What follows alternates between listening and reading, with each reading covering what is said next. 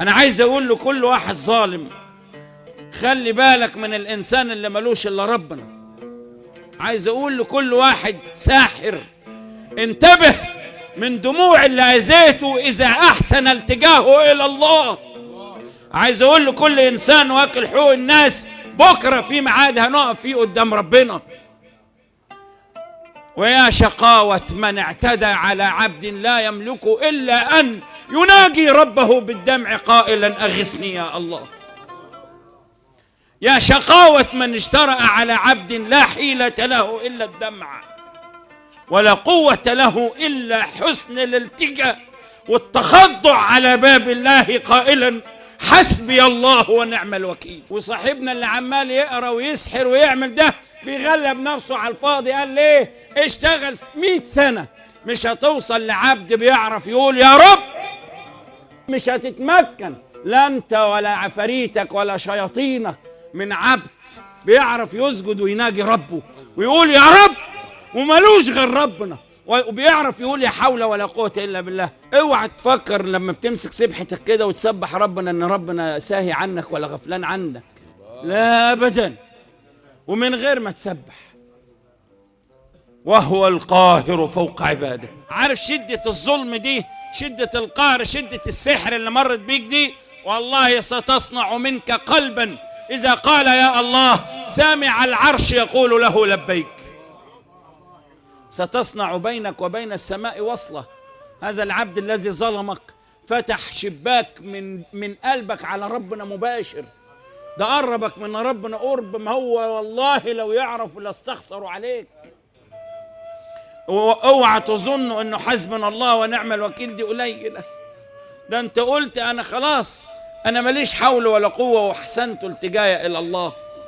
حسبنا الله ونعم الوكيل دي مش قليله. يعني انا تركت امري الى الله ووكلت امري الى الله. الذين قال لهم الناس، عارف يعني ايه الناس قالت؟ يعني الكوكب كله بيقول لك انتبه يا استاذ انت مش قد ده.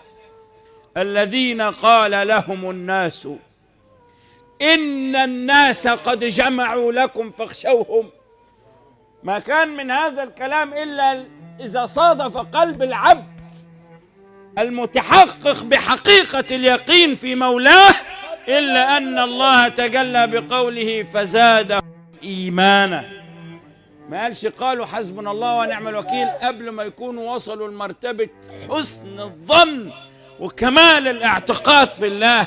فزادهم إيمانا وقالوا حسبنا الله ونعم الوكيل. طب ايه النتيجة؟ قال فانقلبوا بنعمة من الله وفضل لم يمسسهم سوء.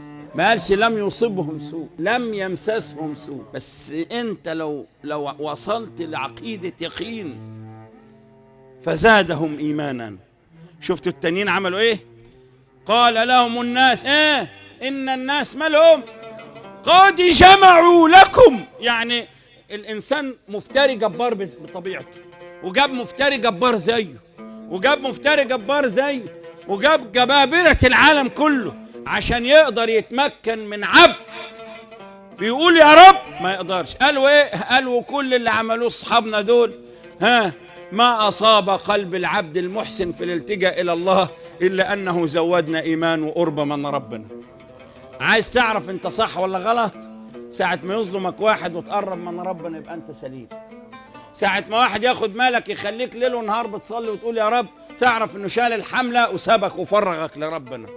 تعرف أنت لما واحد يسحرك ولا يظلمك ولا يحسدك ما تتشغلش بيه، انشغل بالإيمان، انشغل بربنا. عارف ليه؟ لأنه شال عنك اللي شغلك وفرغك لربنا. وربما أعطيت في ليل القبض ما لا تناله في نهار البسط. الذين قال لهم الناس إن الناس قد جمعوا لكم فاخشوهم فزادهم إيمانا وقالوا حسبنا الله ونعم الوكيل. بس قول من غير زيادة في الإيمان مش هتجيب معاك. المفتاح كان مش في الذكر، المفتاح في القلب. قلبك اللي يفتح السبحة. ملخص الكلام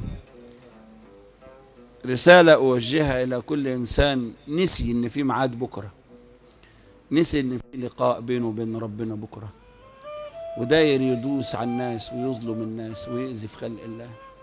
اتق الله وخلي بالك من الإنسان اللي ملوش غير ربنا. هذا أقوى إنسان في هذا العالم، هذا أقوى من العالم الذي يعيش فيه.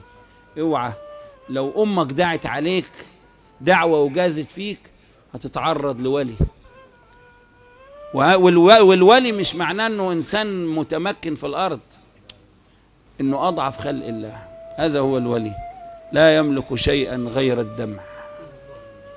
بس عندما تتساقط وتتحضر خرزات دموع من على خده تنزل مع كل دمعة طوائف قهرية من الملائكة تقتلك وتمقتك وأنت لا تدري. قلت ظلمت وأخذت والدنيا مزهزة معايا. هذا من كمال غضب ربنا عليك، من تمام الغضب عليك. ألم يمنعك الخشوع في الصلاة؟ ألم يمنعك الصلاة؟